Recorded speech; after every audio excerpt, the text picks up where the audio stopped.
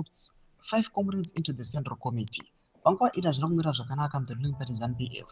Panguva ino panokonzi the last Politburo meeting they tried this to co-opt kuda kwaChitakure. He was chased away na VP Constantino Chiwenga.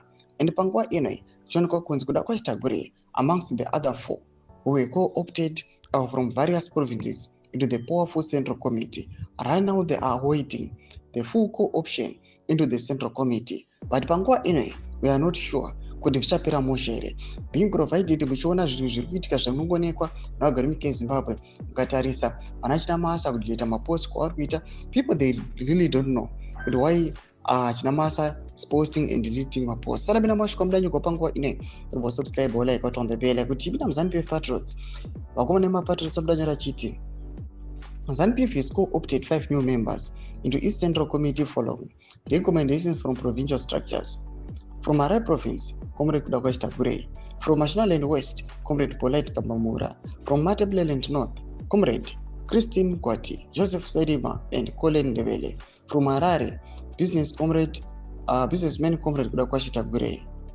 ZVAITWA Secretary for Legal Affairs, Comrade Patrick Chinamasa, confirmed that the Politburo endorsed the co-options during the 385th ordinary session on July 30, 2025. The appointments will be formally adopted in the next Central Committee meeting.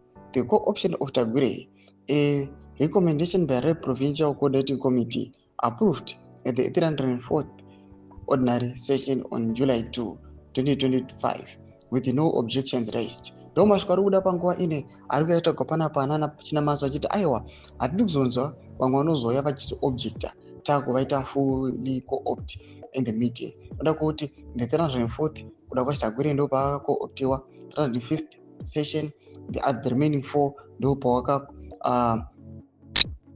recomendewa into the Central Committee. Ndoma shikari kuda panguva ine ndoma miriro zvakaita tuze mafunguro enyu moti kudi pamusoro pe these recommendations panapa wakamirira aiwa the full co-option in the meeting. Bila comment section medu mafunguro enyu moti kudi pamusoro pe chitiko ichi. Musaona subscribe or like, check on the bell icon.